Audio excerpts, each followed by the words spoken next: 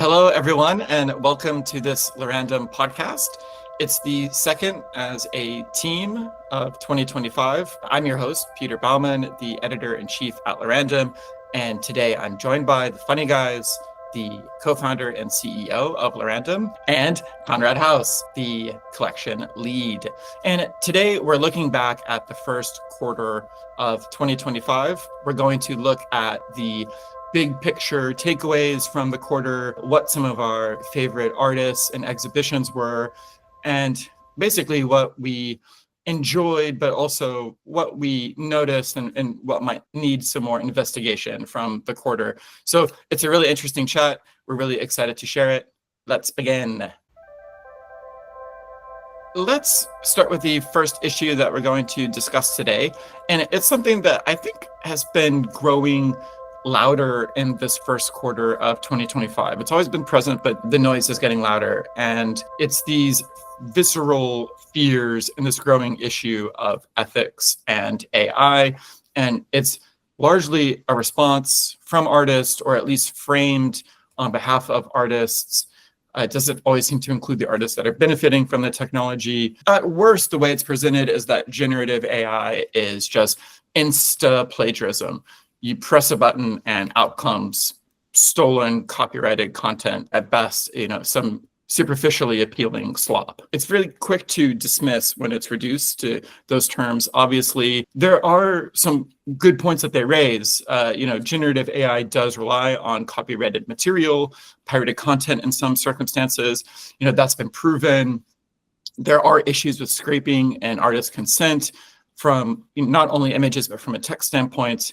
And there's a lot of legal gray areas that are being tested by these big companies. Like they're kind of pushing these limits of these legal gray areas. And it's kind of being determined whether or not they've breached those limits from a legal perspective. What's most worrying is that the ultimate winner seems to be Silicon Valley and these big tech companies like OpenAI. They're the winner when they're just extracting all of this data and content and talent from artists. And it doesn't seem fair superficially, right? They also just say that things like fair use is essentially stealing. So their argument goes that it's so morally tainted that it shouldn't even be touched. And their argument mixes a lot of moral absolutism, a lot of loaded language. Again, they call it just this insta plagiarism machine, and it removes a lot of the nuance from the discussion. And then there's also this conflation of legal and ethical claims. And so that's when they make a jump between something that they find maybe morally unpleasant. They equate that with something with legal certainty. And what's we do know is that there's, if anything, regards to legality, it's that there's only uncertainty, and that we don't know whether or not things like fair use can be constituted as like theft at this point. There's also just the generalization of the tech industry motives. Silicon Valley is this monolith, this extractive monolith. But what this does is ignore a lot of the history of the development of generative AI and these deep generative models that goes back to Canada and Montreal and Toronto and NYU. So there's this rich academic and foundational, where Hinton and LeCun, where all these big breakthroughs especially came in deep generative learning in the last 20 years, they came far from Silicon Valley. So the main point is that once you take care to sort of start understanding the tech in a more deep way, like some of the main arguments that they have, like the transformative argument. When you're talking about nth degree latent space, it's almost impossible to really understand the degree to which a lot of this is transformed, and it isn't just direct plagiarism. So yeah, there's a lot of gray area. There's a lot of room for discussion, and that's exactly what I want to hear from you guys. So what do you guys think about the louder and louder voicing of moral concerns and AI in this first quarter?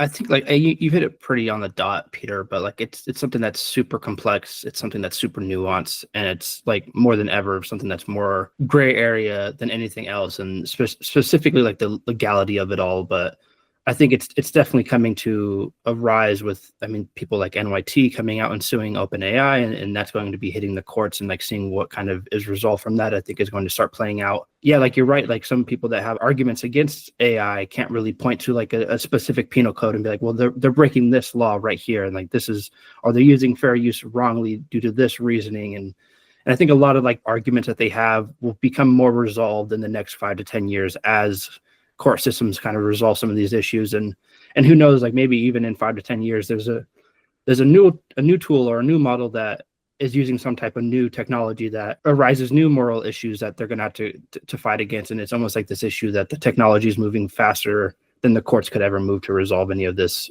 kind of debate, which is a big issue. But at least to me, I think it kind of always comes down to the way that the tool is being used.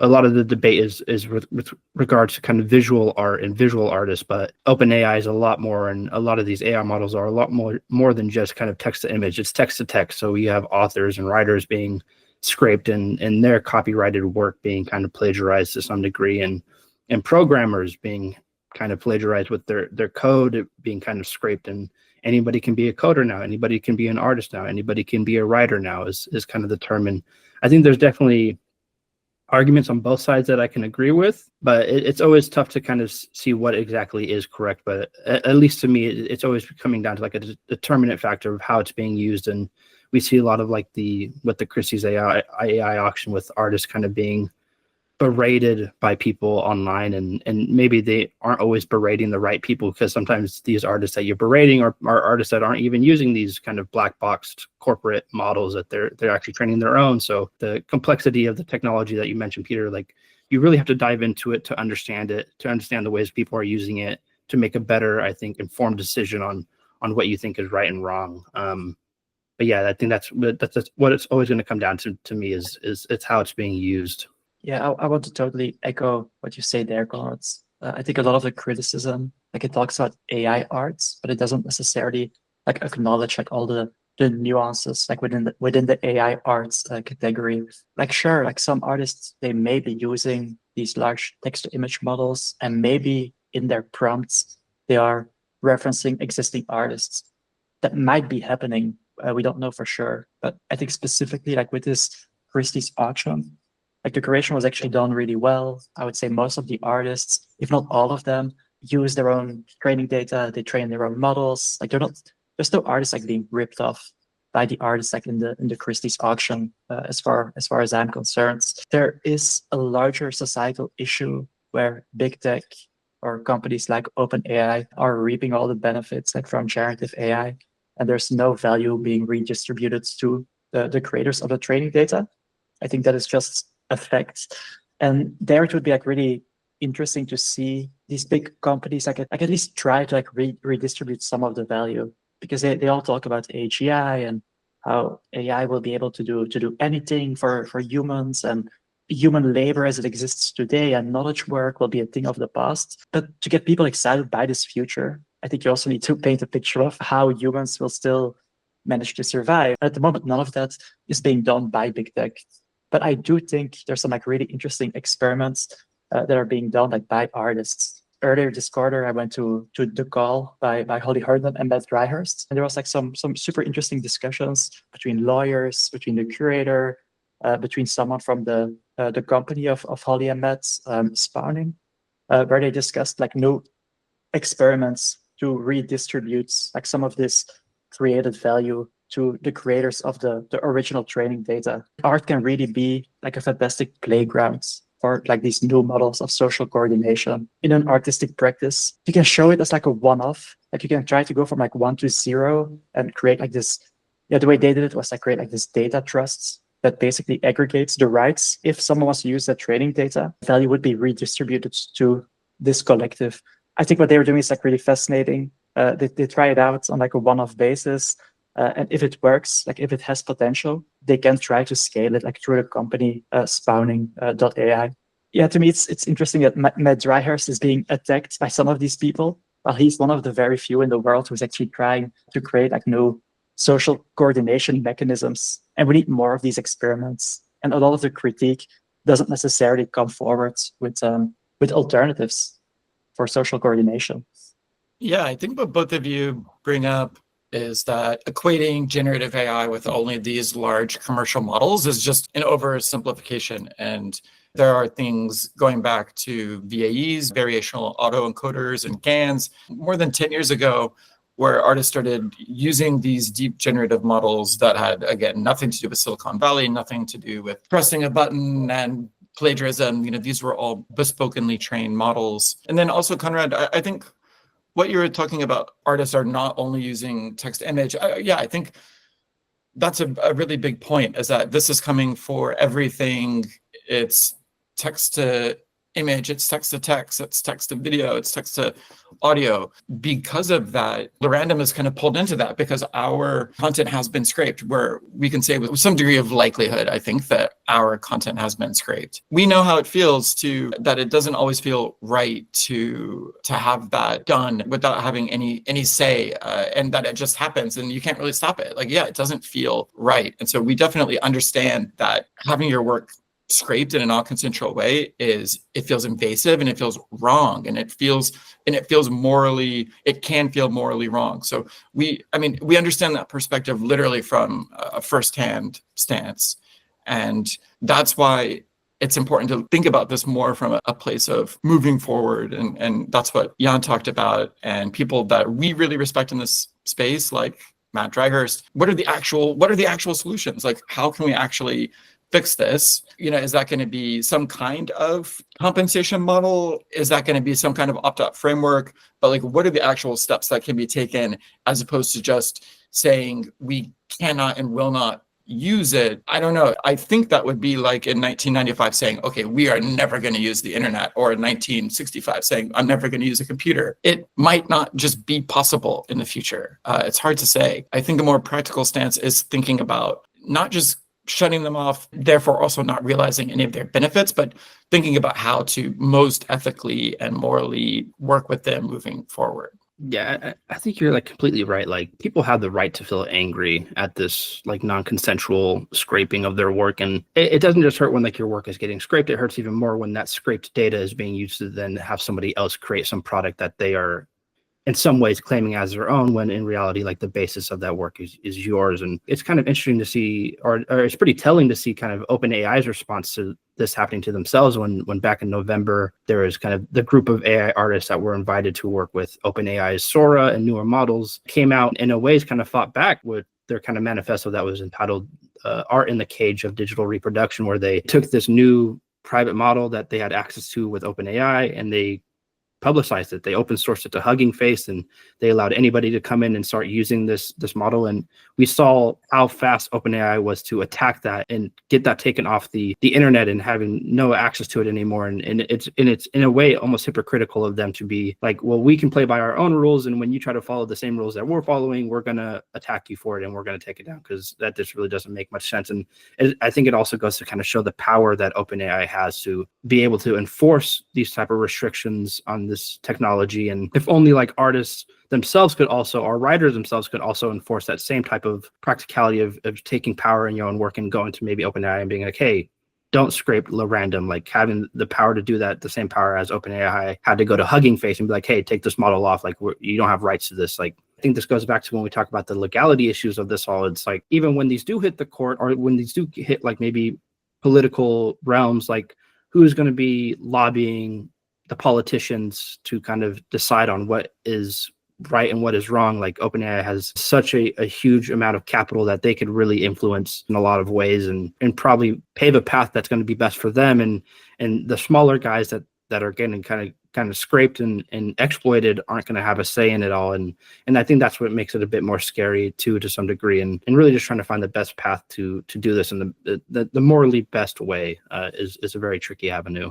Yeah, I think it's important to separate the broader technology, like the internet or deep learning, with some of the bad actors who might use or leverage that technology for maybe sometimes positive ends, but also sometimes negative ends, like OpenAI. Yeah, there's obviously lots of issues. There's been a mass exodus of employees. There's been that employee letter that was signed by hundreds of OpenAI employees, including Alec Radford, who we've written about. So we are certainly not advocating for this work to not be critically examined, but to just lump it all together is lazy. I think what makes it like so difficult, like also for creators, like to take a stance on this, is that AI is like so polyvalent. Like it can do like so many things.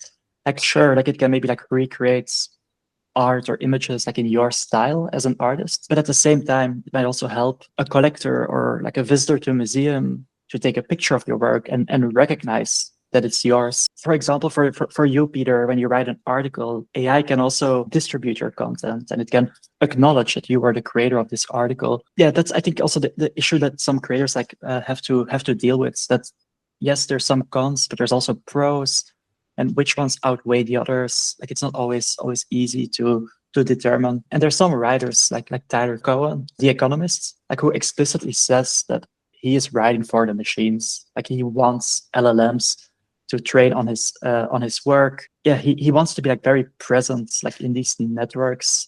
He wants these ideas to be redirected to him as a person. And I think he's afraid that if he doesn't do that, that he will be to some extent forgotten. Like he wants his name to like show up in the ChatGPT responses. Yeah, I wonder, Peter, like for you, like as a writer, like how do you think about that? Like do you also want to be in the training data for these LLMs, or do you prefer to not be scraped? That's like that important issue of consent is like, it just helps to be, or it's important just to be part of the conversation and to be asked. I don't think it's that difficult to envision a scenario in the future where there's like optimization, there's SEO for these LLMs and for getting your content higher, in terms of the neural network, and optimizing for promoting your voice and promoting your influence in the algorithm. So yeah, I certainly think that is coming. And the overall broad point is that the cat is out of the bag to a certain extent, right? Like I think we can all agree on that. And so it's more about shaping the future direction of that, that ball rolling down the hill, or that, I don't know, the cat that's out of the bag or whatever, then putting it back in. It's a more practical standpoint to begin the conversation at than no cutting it off and never using it, because there might be any number of reasons why that could backfire. But one area that AI maybe did fall back on, and it helps to point these out too, because this isn't just continual, up only, everything is always just getting better and better every day, but there are some things that have fallen off a bit in AI. And one of those trends is in AI agents. I mean, I know that this quarter, especially, it seemed like at the beginning of last year, they were really gaining and rising in popularity. And then that seems to have crashed this quarter, or what we've at the very least learned is that they're not ready. Yeah, what do you guys think about these generative AI agents? I mean, and their penchant for things like just giving wrong information. Is this that they died this quarter, or is it just that they weren't ready yet? I don't know if they've died or if they're not ready yet, but I do agree that they are. At least everyone that I've seen has been very low quality. I mean, it kind of comes down to like just pure large language model slop that they're kind of producing to some degree nowadays, and like misinformation directly, where like sometimes you have like these market bots that are kind of tweeting these recaps of things, and you look deeper into like the actual market data instead of just taking the tweet as 100% factual, and then you realize, well, how are they even tweeting this? Like this never happened. Like this sale never happened. This project never saw this much volume. Like how is it getting these figures? So it kind of makes it really tough to even become trusting of them. On top of that, they're very surface level. I mean, they aren't really providing any additional dialogue within the space that is actually beneficial and hasn't been talked about for months or even years already in the space. And I think one reference to it is like the FX hash like price discussion channel, or FX chat, is like a better, I think, indicator of like market than like an AI bot could ever do, because it's just going to spew the same kind of top of the line talking points or top of the line artists that everyone already knows about. And And this idea that you could have an AI agent that could do really deep research for you is really enticing. Having something that's super efficient with like recognizing data points or recognizing emerging artists or whatever it may be, at the point it seems like we're sacrificing quality for this efficiency, and we're sacrificing a lot of quality in a lot of ways. And it's also just kind of this idea of like these AI agents or even autonomous artists are kind of facades for like really poor tech or like really poor token hype. Like they aren't really even in it for the technology. Like they're in it to kind of pretend to be something that they're not in a lot of ways. And it's a big question that's been brought up, especially around the kind of the Botto auction that happened, but not just with Botto, but with all these other kind of autonomous artists, which is really like, what is like the degree of like autonomy with these agents? And like, there's always going to be the kind of analogy of like a man behind the curtain that's controlling these levers and pedals and really guiding these agents in a way. And Flynn, for example, was this autonomous artist that was kind of accepted into like a university arts program. But like, what does that even entail? Like, is this bot agent kind of sit into these university Zoom calls and in classes? And then is it going to, after that class, take notes and study those notes and then sign into some university online whiteboard where it has assignments that it has to finish, and it's able to be able to take like a final exam? Like, all of that doesn't seem doable in the kind of infrastructure of agents that we have. Like, it still seems like at the end of the day, like Flynn is going to have some human controlling it and guiding it, or maybe uploading an assignment to a ChatGPT thing and asking for the response to that assignment, or giving it some kind of prompt to do some type of artistic project that it has to do. Like, to me, it all seems like like what I said before, a big facade to really poor tech, or sometimes even kind of just used to induce a token hype that they can release and create some revenue on some decks with it. And it's kind of this idea that the attention spans of the space that we're in are so short, and everyone's just trying to grasp for the next big thing. Everyone's trying to grasp for the next thing that they can make a few bucks on, and not really like looking back and like, well, what is this actually doing? Is this actually beneficial to what we're trying to create or trying to push forward in the space?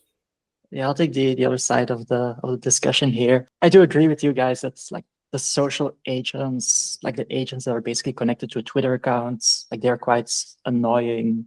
They're not factually correct. Like, they make way too many mistakes for us to trust them in any regards. I also think like a lot of the AI artists being autonomous, like I also think that narrative was not factually correct. Like, it was way too early to like really claim, in my opinion, that like this like artist is like fully autonomous. But I do think there's like a lot of interesting AI agents, like applications that do already like create value. There's like these like functional AI agents, for example, like all the like deep research tools like OpenAI or Gemini. I think these are already like super useful. Like they crawl the web, they find information on so many different like in so many different sources, and they aggregate it like really nicely in a very insightful way. And even preparing for this podcast, like I did ask like some of these research tools to summarize like the main happenings in digital arts in the first quarter of 2025. And I would say like maybe half of it was actually interesting. Like the other half was, I would say, like maybe like some noise that it picked up on from the internet that wasn't really insightful, but still it saved me a lot of time. It did bring like some interesting talking points forward.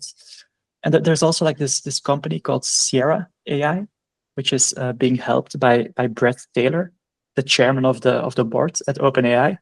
And they create agents for companies, specifically agents to help with customer service. And I think that's definitely going to be really big. Like he like Brett says himself that like in 1995, like every company like needed some type of website strategy. And he believes that now every company needs some type of agent strategy just to assist customers without necessarily like requiring like human capital. I think that's already quite interesting as of today. That will only get better in the future. And maybe as a final point, I think agents are also interesting in the context of DAOs. When Vitalik coined the term DAO, I think like from the start he talked about automation being at the center and humans being at the edges. But I believe in 2015, like that was not really possible there was still a lot of humans involved, like even at the center of the DAO. But now with AI agents, it might actually be possible to automate the center of the DAO to some extent, but still have the humans like in charge of the DAO. And there's one like really interesting experiment called Aiden that was launched by Tribute Labs, I think 1 or 2 months ago, where basically like humans submit projects, like new companies, like new startups that the DAO could potentially invest in. All of this information is then being analyzed by a swarm of agents, and then all of these agents, they also vote on the proposal, and every agent like votes like from a different perspective. Like one of them may be a marketing expert, another one may be more focused on the financials, or maybe a value investor. But then all of these votes of all these different agents gets aggregated, and the DAO members, they can use like all of these inputs to then decide, like, are we actually going to invest in this project or not? And to me, that's like super interesting. These like orchestration layers that will only get better over time, like as the models improve. And as long as the orchestration is there, yeah, the models just need to be updated basically for the product to become better. I'm actually quite excited about agents, but agreed. At the moment, there's a lot of slop. I think your point highlights that integration with protocol art and deep learning systems. And again, like it's such a compelling use case for creativity that it's hard to see it going away or being ignored, being really the solution. Maybe we can go to that third broad topic that we as a team kind of together wanted to discuss regarding the first quarter of 2025. And yeah, we kind of touched on a lot of these things, that the negative connotations with AI, a lot of those similar things can be said about NFTs. NFTs was like the original scam, insta scam, and yeah, it kind of AI in a lot of ways has taken on the mantle. I'm wondering, we've seen through various sort of moments in 2025, this relationship between NFTs and digital art challenged a bit. And this goes back to this sort of unfinished article that I hope I finish someday called The Three-Body Problem for Art, that is based on Sam Hart's three-body problem for crypto, which basically just refers to this unstable relationship between technology and markets in crypto due to the lack of regulation. And so I just kind of extend that to the art field, and it talks about some of the benefits of NFTs. You know, they offer ownership and provenance and autonomy and things like that, but they can also be entangled in speculation and hype. And so focusing on NFTs in general may detract from more meaningful artistic explorations of digital media and networked culture. And so that piece advocates for more of a stance of integration with institutions, rather than this NFT sort of spacism and NFT sort of separatism. And so, yeah, I wonder what you guys think about that. I think, if anything, this quarter has offered a lot of interesting data points for that. How you feel about that, one way or the other? So how I think about it at the moment is that, like, it should definitely never be like the start of a conversation. Like, you shouldn't introduce yourself as an NFT artist, or if you're a curator, like, you shouldn't curate a show of NFTs. Like, I think that really creates typically like a barrier between the listener or the spectator and the artist or the curator, because people still have a lot of negative connotations like to the word NFT. Like, most people in society, when they think of the word NFT, they think of 2021, when cartoon monkeys were going for millions of dollars. But like, as an artist, like, if you start by introducing your practice, by talking about the art and the message, and maybe by showing like the visual works you're creating, then I do think that, like, if the listener is still interested and you're having a good conversation, like, you shouldn't shy away from using the word NFT necessarily, because in the end, it's, yeah, if someone is really interested and they want to potentially acquire the work, like, they need to know it's an NFT. Like, it comes with certain difficulties. They will have to create a crypto wallet. They might have to buy some cryptocurrency. They need to protect their crypto wallet. It's important to acknowledge that it is an NFT in the end, I think. And maybe, like, right now because there's not much speculation going on. There's not many PFP projects being successful. Maybe it's also a good moment to try to reclaim the words to some extent and try to create some positive connotations. But yeah, I'm curious what you guys think about it. Yeah, I think in general, it's still something that it's a term, at least the term NFT is something I still try to distance myself from.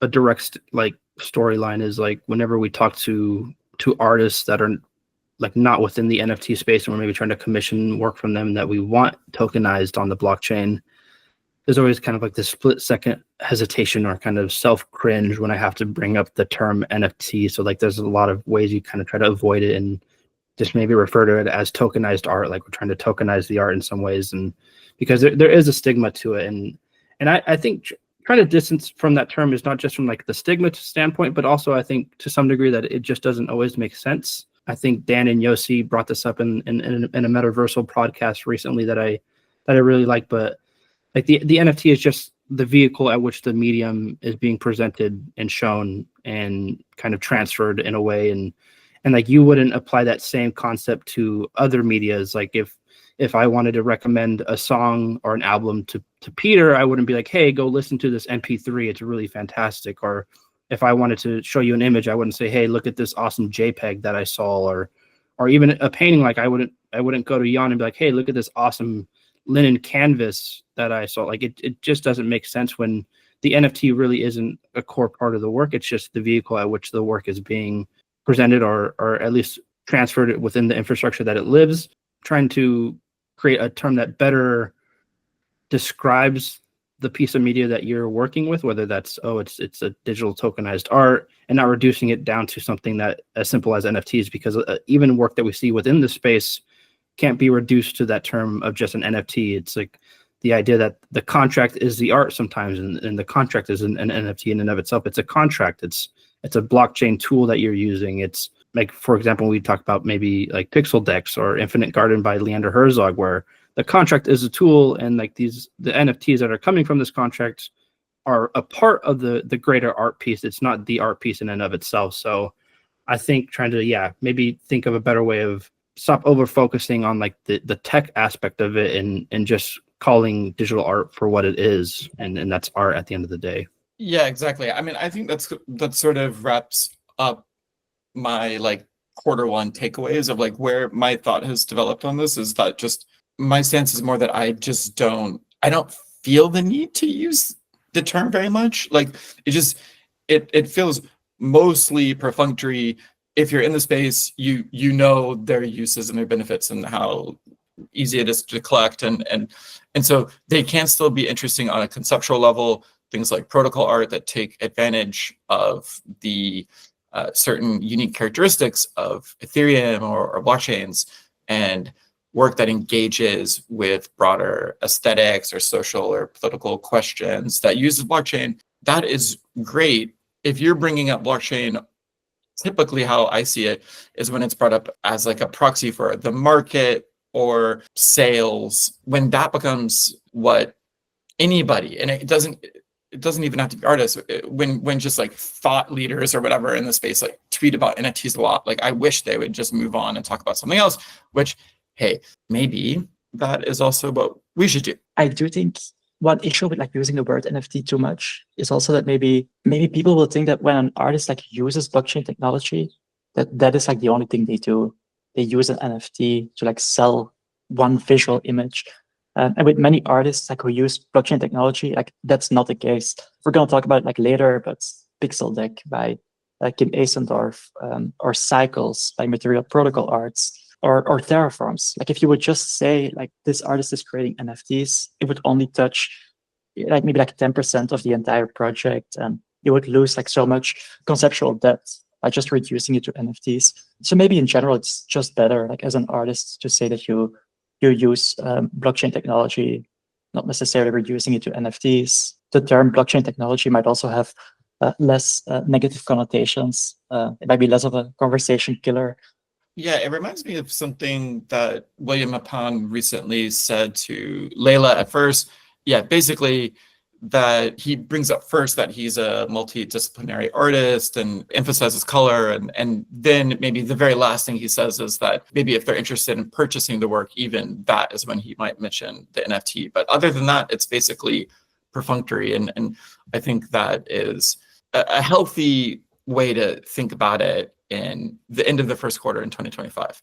So one really interesting example is this exhibition at the Toledo Museum of Art called Infinite Images, the Art of the Algorithms. And it is including some artists who we don't traditionally associate with algorithms. So yeah, what do you guys think about this really interesting, I think, showcase of artists who typically work with NFTs in an institutional setting? Yeah, it's definitely a very interesting choice for Sam Spreads. Maybe like first of all, like it was really fantastic to see like how many people, how many collectors, how many spectators like deeply connected with Sam's new body of work. I think it was so far like in this year, like definitely one of the big successes, like one of the projects that got the most attention, and a lot of people seem to have found deep meaning in the project. And I guess as an artist, that's all you can really wish for. But it was quite surprising, to say the least, to see Sam Spread like being curated in this exhibition, because the title of the exhibition is literally Infinite Images, the Art of Algorithms. It's really about algorithms. And a lot of the other artists that will be part of the exhibition, like Operator or Sofia Crespo, Vera Molnar, like all of them have like a very intimate connection with algorithms. They've been using them for a very long time. It's integral to their practice. It's how they express themselves as an artist. They create algorithms. When Sam Spreads, when he talks about this project, I think he like really like de-emphasizes the use of algorithms. Like he literally says that the project is not, there's no randomness in the project.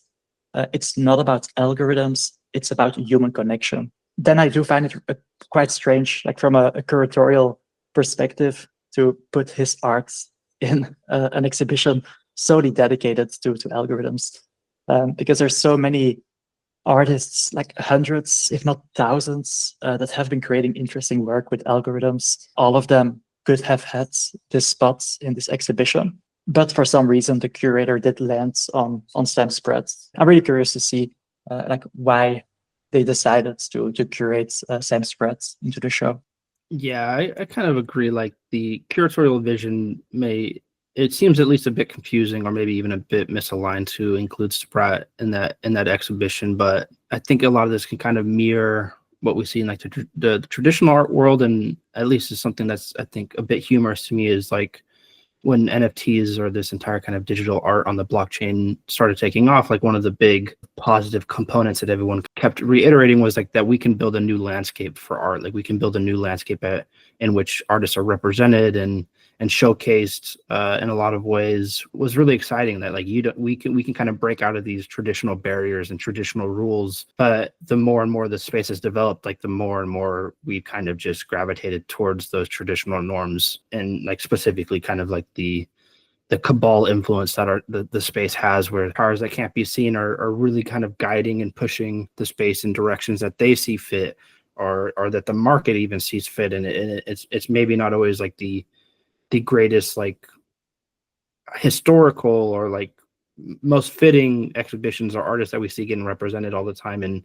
And I think that's also just not just a gripe on the space in general, but maybe like a gripe we have on like the people that are within the space, the collectors that we have, and like them kind of falling into like this mentality where like they have a set of people on Twitter that they really respect, and that anything that these 5 or 10 Twitter people post about is something that they have to instantly kind of respect, and it's warranted as like the greatest thing at that time. And it's a bit kind of, I guess, immature of the space to not spend more time with work and really understand like, well, who should be pedestaled at this time, and who has been kind of the person that deserves the spot. It's kind of a tricky thing that I kind of find myself grappling with and trying to understand more emotionally, like why this is happening, and exploring it in different ways.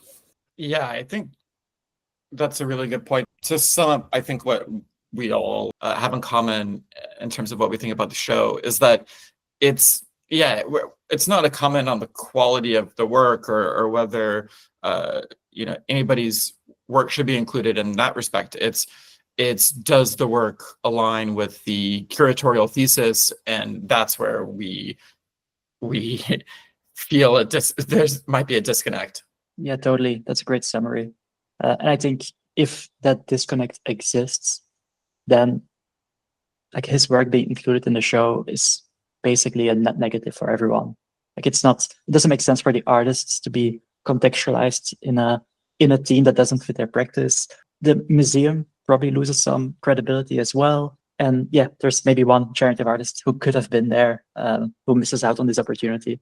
Yeah, and one more interesting intersection with institutions and blockchains in this quarter that came out is the Mets Art Links, which is a really interesting blockchain-based game that didn't really get a lot of hype. They didn't really communicate it very well to the people in the blockchain space. I hope it was communicated better to people outside the space.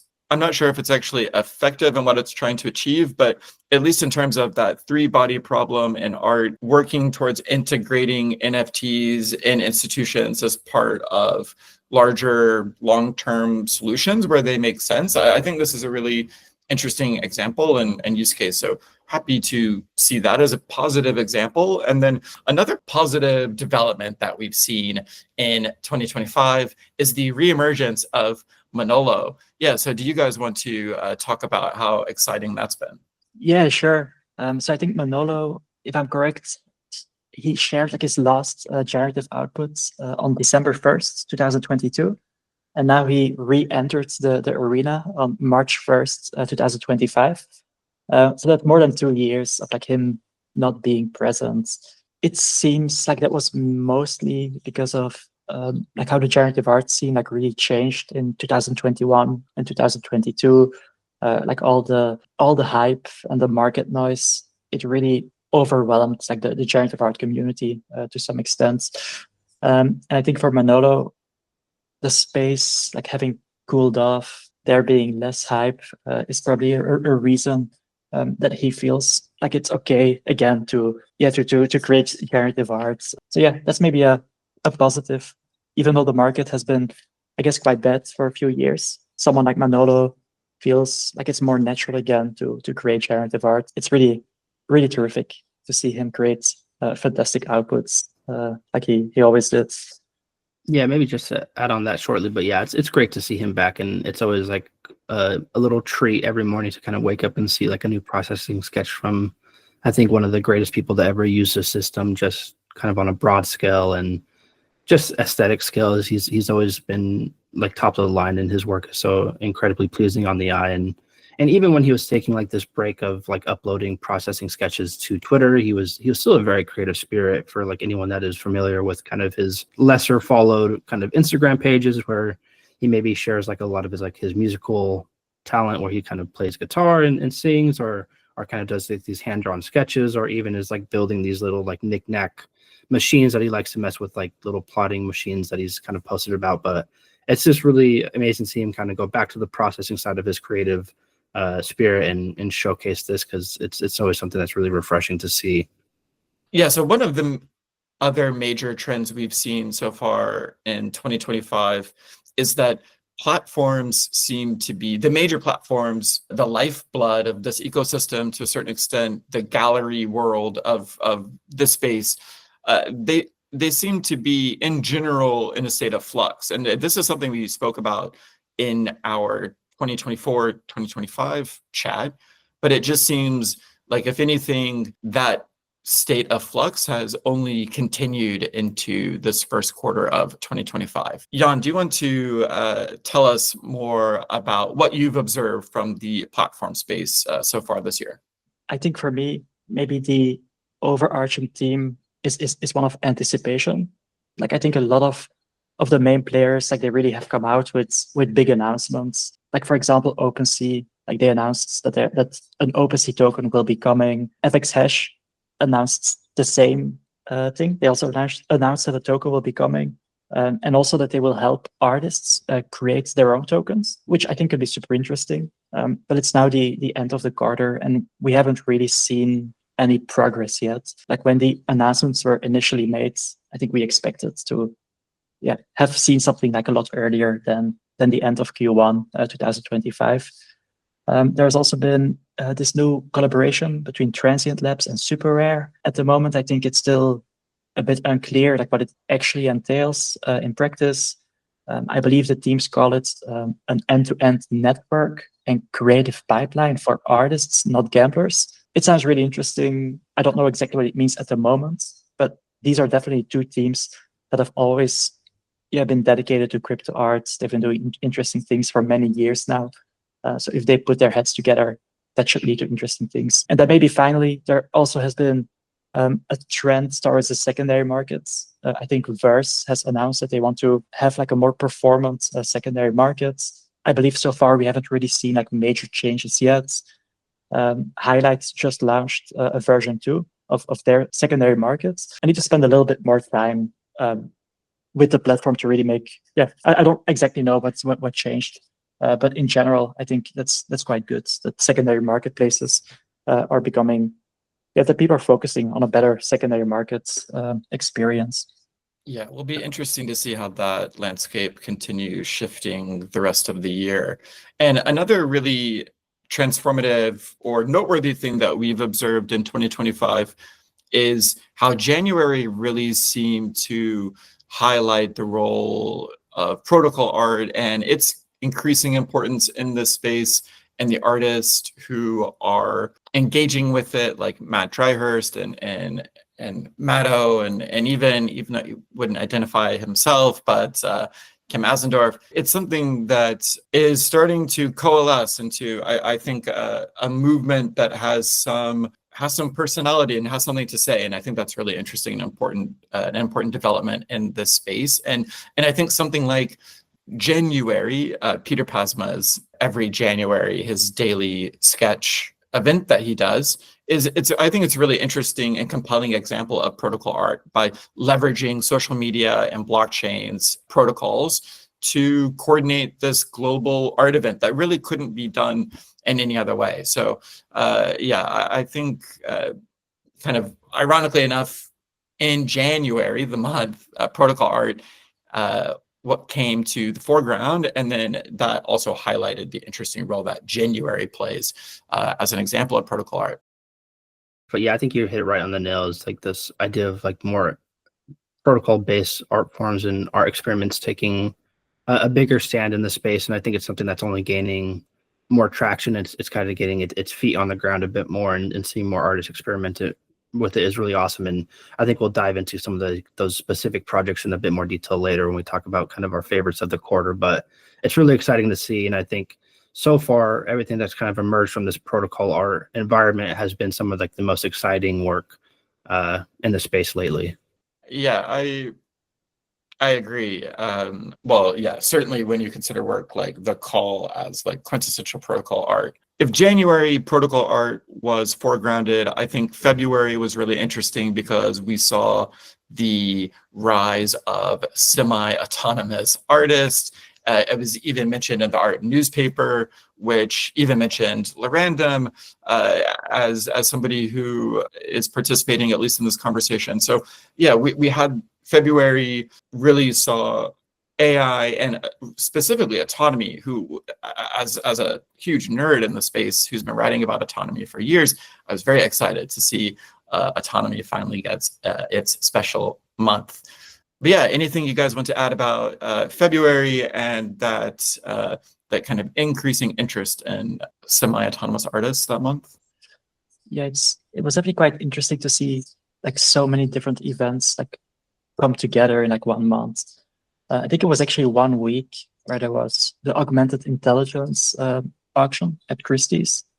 Then there was also the Bodo P5GS exhibition at Verse. And also the first release by Keke or Kiki, I don't know how to pronounce it, at Fellowship. And for me, like one of the main figures for me, like in that regard is definitely Mario Klingemann. Like he is the instigator of Bodo. And then in March, there was also a lot of attention for Aika, which is his dog that functions like as an art critic that can look at paintings, look at artworks, and yeah, produce a critique of the artwork. So yeah, for me, like so far in Q1 2025, like Mario Klingemann is like definitely one of the like figures that is getting a lot of attention, and very deservedly so, because he has been thinking and experimenting with these themes for many years, and all of a sudden it seems that the entire world is starting to care. And then March, we kind of saw a couple of interesting things this month were how technology and the digital and blockchain and machine learning were ignored by this ArtNet talk and report about attracting new and younger investors, which I thought was a bit rich, seemed intentional. Again, I think what we talked about at the top, the exacerbated ethical issues with AI, I think with that recent update of ChatGPT 4.0, with its enhanced image abilities, which again highlights another trend of this quarter, which is that these language models are not only going to be LLMs moving forward, they're going to be multimodal models that can do everything. That's text to text, text to image. It's all going to be in one place. And I thought that was like that update was a big step in that multimodal world, which is coming. Yeah, so really interesting first few months of the space. Really interesting. I think we can move on to some of our favorites from the first 3 months.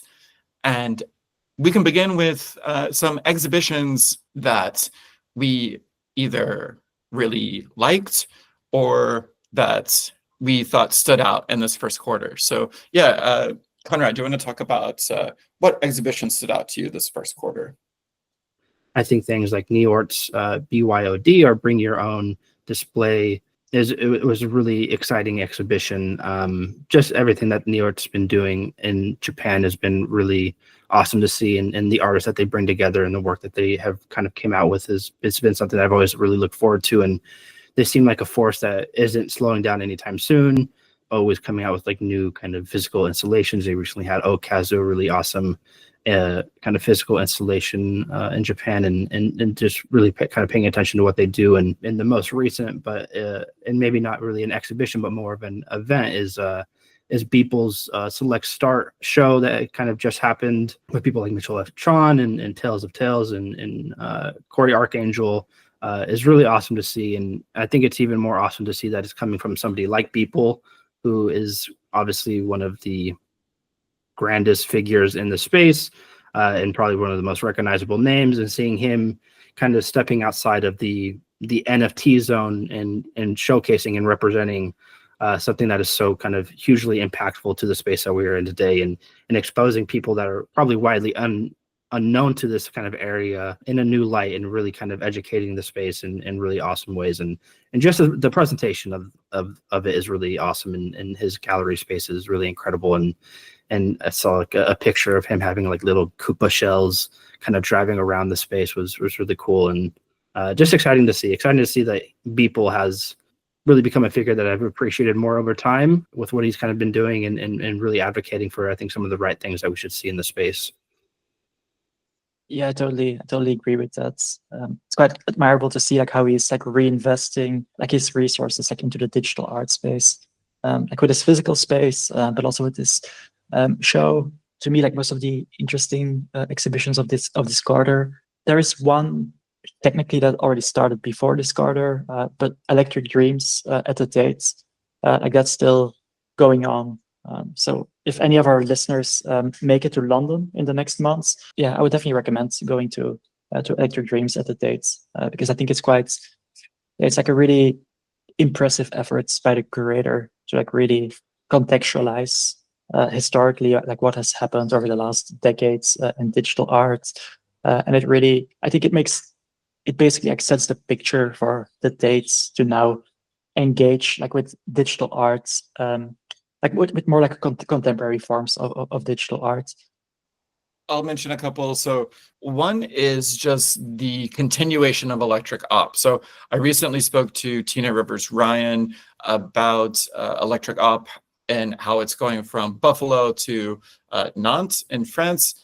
And so that opens in April, the second iteration. So the show is going to be pretty different. Like it's going to be, instead of Buffalo's Molnar, it's going to be the Knot Museum's Molnar. So it won't be an identical show for sure. So if you've seen the Buffalo show, still worthwhile to go to the Knot one. I hope I can make the Knot one.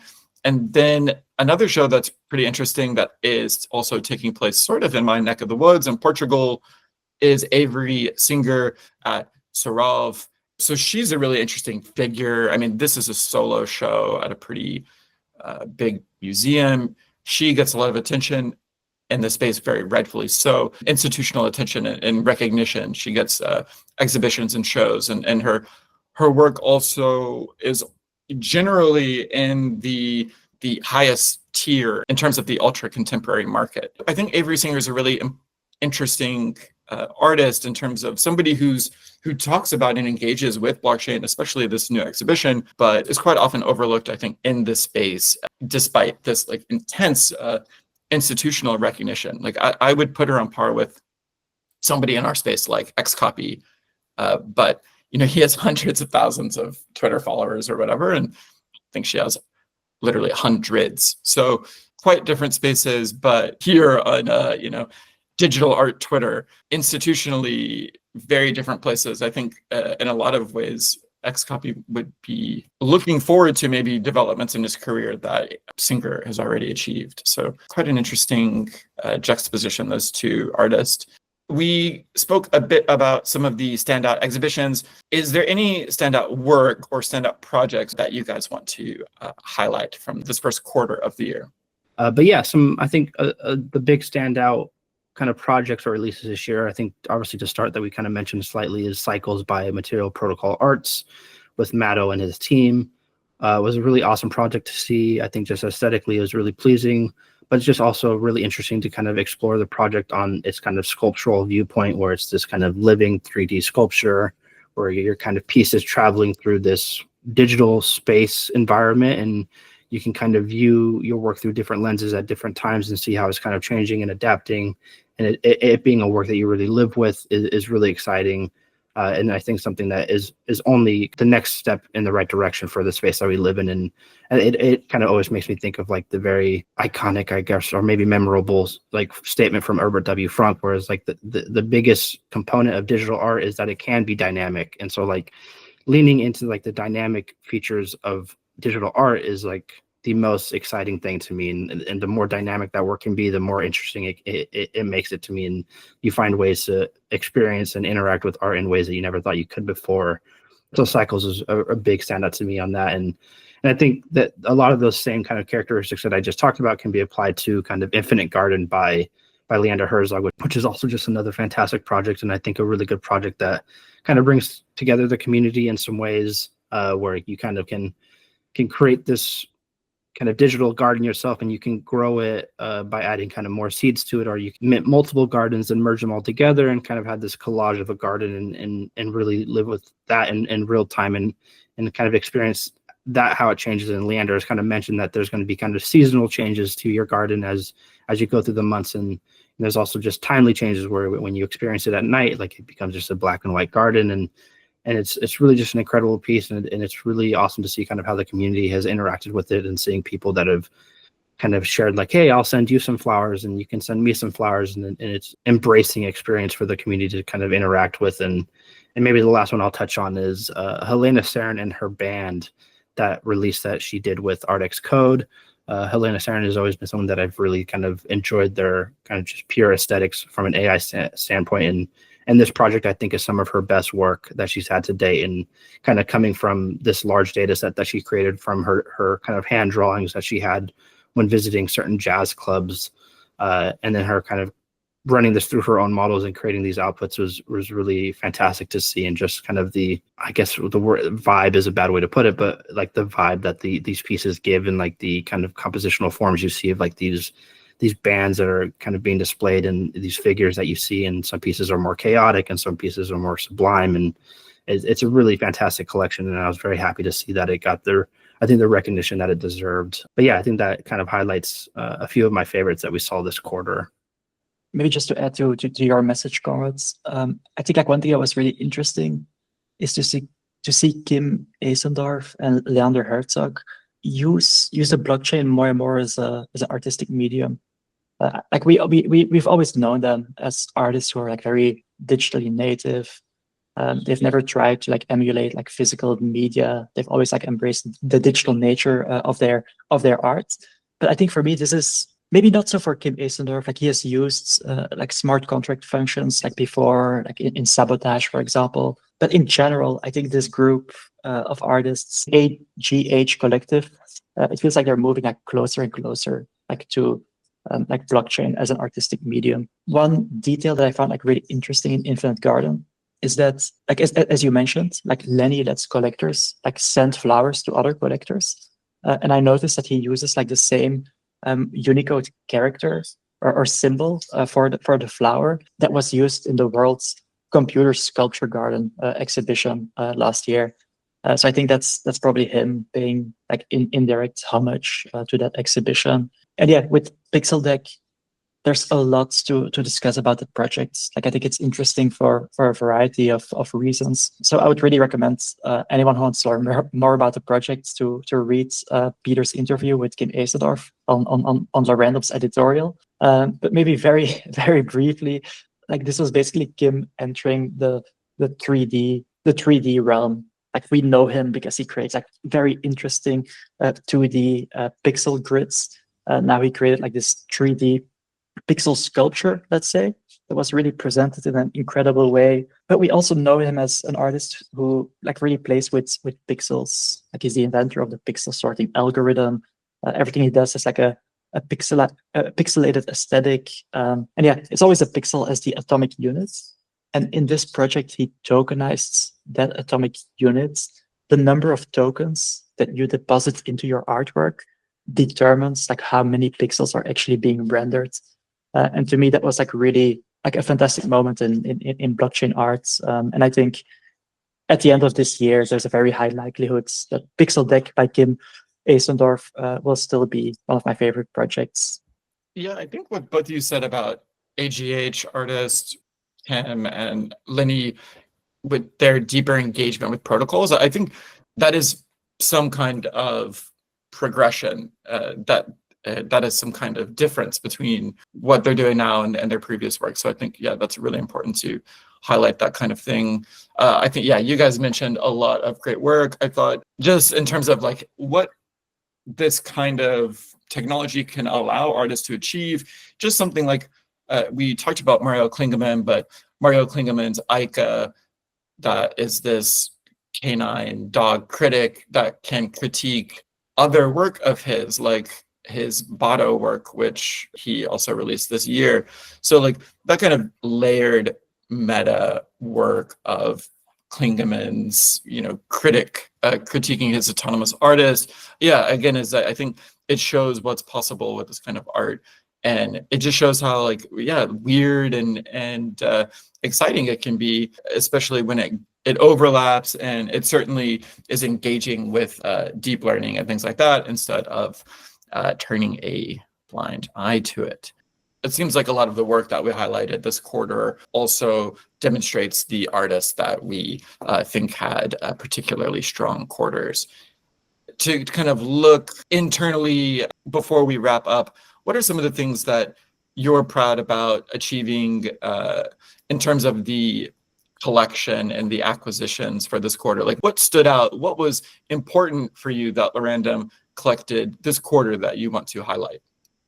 Yeah, I mean, one we already touched on was cycles. I was really happy with what we were able to acquire with like our kind of set of cycles. But I think on top of this I think the highlight for me was maybe like our commission that we were able to do with Sasha Stiles, an artist that like we had always really wanted in the collection since like the conception of Larandom, really.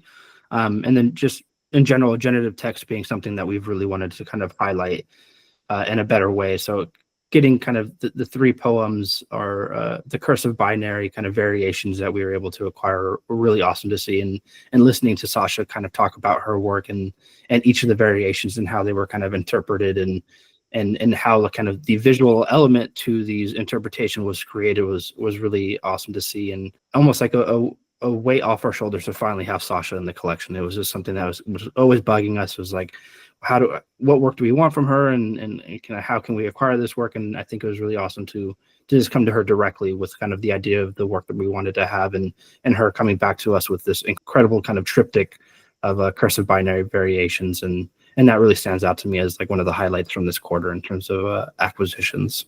Yeah, maybe on my end, one thing that really stood out to me this quarter was, and this was of course like very heavily influenced by your research, Peter. We really brought some artists into the collection that I wasn't necessarily like super familiar with, like at the start of the year. Like for example, Ryan Murdoch. Like we have collected some very interesting pieces by him.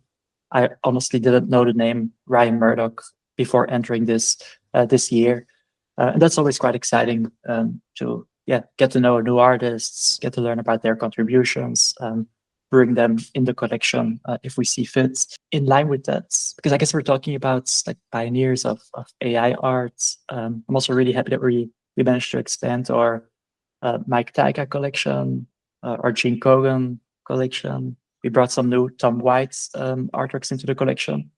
And that's also a takeaway for 2025 for me, is that Tom White's like really like has been ahead of the curve like for so many years. Like he was there at MIT Media Lab before processing existed. Yeah, he was one of the first artists to like create interesting work with GANs, with deep generative models. So in general, if you don't know about Tom White yet, Google his name, Tom White's DripNet. He really has created like so many interesting, fascinating AI projects, and not many people seem to know about him. Like I definitely think he deserves a lot more recognition than he has gotten so far.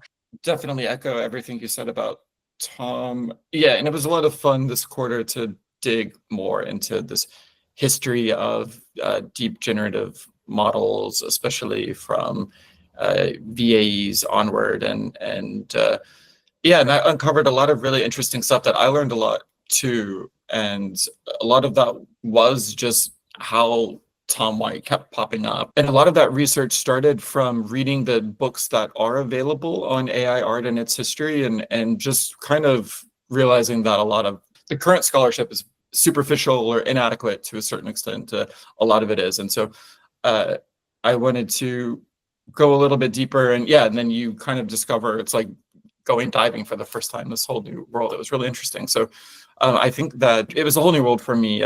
I think other people were certainly aware of this.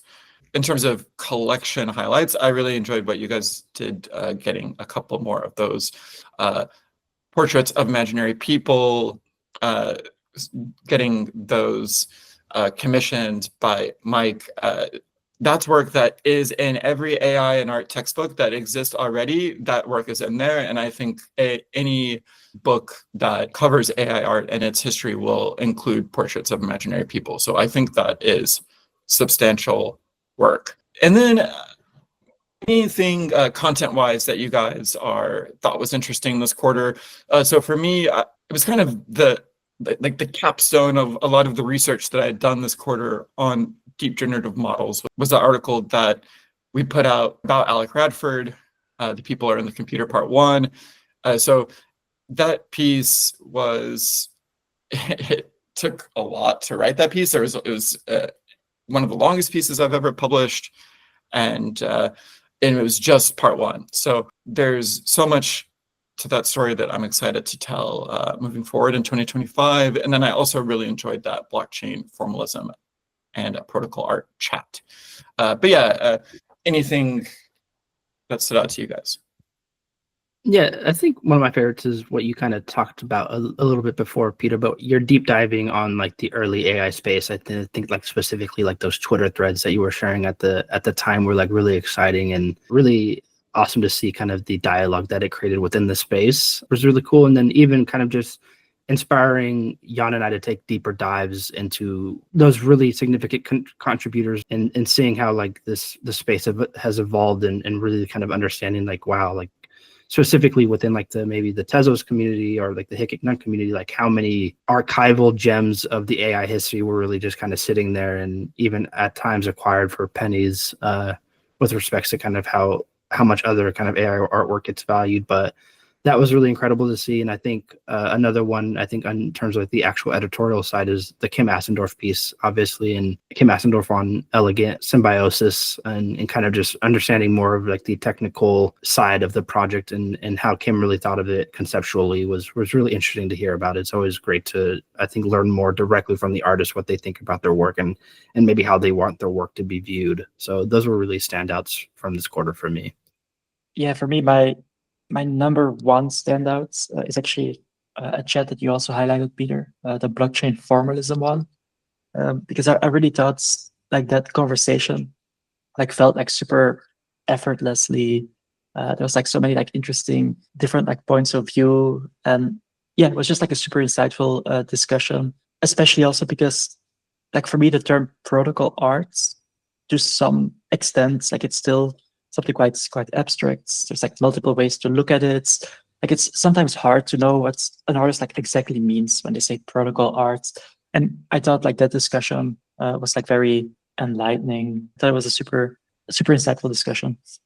Yeah, thanks. It wasn't, and especially for that discussion, I kind of let go of the reins a bit. We got to, I think, question 2 on my list, and because it just went down these other rabbit holes and it just let it go. I kind of like to only interrupt if what's happening is I don't know, irrelevant or maybe off topic, but that went into these different rabbit holes of conversation that I didn't predict or expect, but that ended up probably being, better than where my questions took it. So yeah, definitely happy with how that went. And we've kind of looked back at the first 3 months of 2025, but now maybe we can just take, for the very last thing that we do, a couple of minutes to look forward. April 8th, William & Penn has an opening with Verse in London, and I'll be chatting to William at the opening. So if you're in London on April 8th, come out for that. Layla invited me to speak, and I spoke to William last year, or a year and a half ago for Sketchbook A. So it's really cool to then come to London and speak to him in person about Sketchbook B. And then you guys are doing some really cool stuff with Rhizome. So do you want to talk about that? Yeah, it's kind of just working with Rhizome and kind of their idea of what they kind of plan on doing in the next couple months with kind of event-wise, and really us just having, I think, more of like a smaller contribution of kind of curating a small selection of works kind of within the processing and P5JS era and highlighting some of like the significant figures or even works from those two systems in a fun way. But yes, it's been fun to work with them, and I think Rhizome is such an outstanding figure and maybe underappreciated in a lot of degrees. So anything that we can kind of do to help them with any kind of event or exhibition is fun to see. And so excited to see what comes from that, and hopefully able to announce like more of those details as they emerge. Yeah, 100%. I'm personally also quite excited about the Digital Art Mile in June 2025. We were present last year. We helped Georg Buck with the organization of the Generative Art Conference, and we will be doing that again this year. I think this year the focus will be a bit more on AI arts, not so much on procedural generative arts. But it's also quite interesting to see that I would say like more like traditional art publications are taking an interest in the Digital Art Mile. I think last year there was already a few publications that summarized like what happened there. I think the Art newspaper did like quite an extensive report on the events. But it seems like this year Georg is managing to bring some of these traditional art publications on board as media partners. That's quite a good progression to see. Yeah, really looking forward to that as well. And then there's also the Digital Silk Road that's coming up in Bali in May. I'll be going to that and speaking there as well. It's a bit undetermined what exactly I'll be speaking about, but probably it'll be about Alec Radford. I don't know. It'll probably be something related to the kind of research that I've done over the last month. And then shortly after that, at the beginning of June, is NFC in Lisbon. I live in Lisbon, so that's easy enough for me to attend that. I'll be speaking there. So I'll also be speaking there about the history of deep generative models. And then Alex Estrick from Right Click Save and I will be doing some kind of panel.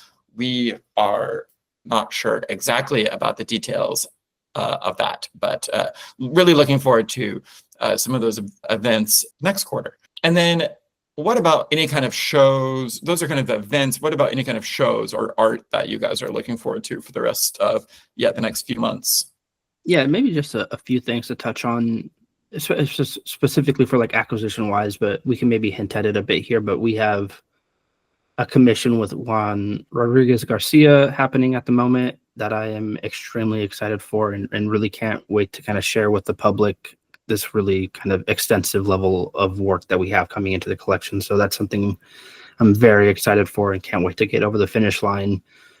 In terms of kind of exhibitions, I think MUDA, or Museum of Digital Art, is kind of coming back this year, which is awesome to see, a breath of fresh air. They were kind of a figure that was almost a bit too early to the party. Like they were already doing really incredible events kind of prior to 2020, kind of showcasing a lot of the artists that we love today, but then kind of obviously fell out kind of right before the big hype train kind of arrived in 2021. So it's really cool to see them coming back. Them having a show with Dirk Coy this summer is going to be really awesome to see, and something I'm looking forward to a lot. And then maybe lastly is Heft, or the kind of Tender rebrand that Adam is kind of pushing in New York, and really just excited to see what he's going to be able to do in that space. And I think he has a good team behind him, and just, really kind of pushing forward the digital art space within the New York community, and excited to see how that first show goes for them. Maybe just one commission that I'm quite excited about. I'm not sure if anyone knows this, but I'm from Belgium, and we do have a Belgian generative art pioneer, the artist Peter Bijls, who is also part of the Algorists group, with artists such as Jean-Pierre Hébert, Roman Verosco, and so many others. And I'm quite excited to be working on a commission with Peter, and hopefully soon we can bring one of his algorithms into the collection. It's always nice to expand the collection with some pioneering work, with some art from an artist who has been creating art with computers since the 70s. Yeah, definitely what Mimi and Adam are doing in New York is really exciting, and maybe gives credence to New York being the digital art hub. Although, I don't know where that actually is, or if it's even makes sense to try to limit it to a single place. But Peter Bijls is also such an important figure, and it's really exciting to bring him into the Lorandom collection. He also organized just like some of the very first electronic music exhibitions ever. So he's also this really important electronic music pioneer, and played a big role in the development of digital art, and that kind of a bit of that lost or forgotten generation in the 80s onward. I think, Peter, I think you're being quite humble by leaving out that in 2025 you've been appointed to be a juror for the SIGGRAPH Distinguished Artist Awards. I actually think that's quite big. Like, huge congrats to joining the jury. Like, this award has been around for decades. Like, it celebrates like the most impactful generative artists, and there's only a few jury members, right? Like, it's you and a handful of other people, 5 people in total. So yeah, huge congrats. It's really awesome to have you as part of the jury. Thank you. Yeah, I was not expecting that at all, to be invited to be on it, but yeah, it's a really big honor to lend my voice to that selection process, and so yeah, actually that is going to be happening soon, and so we'll be selecting the 2025 winner soon, and that will be announced soon, and then I'll be on the jury next year for 2026 too. So yeah, really exciting, really fun, really humbling to be part of it with such an interesting group of people too. And yeah, and the really exciting to who has been nominated, and I'm looking forward to see who wins. But yeah, well, thanks guys. I mean, great chat. It was really fun to go over all this. Yeah, thanks everybody for having this talk, and thanks for anybody that's listening in and stuck with us throughout this entire time. Yeah, definitely. Thank you, Peter. Thank you, Cora. This was fun, and yeah, thanks to the listeners.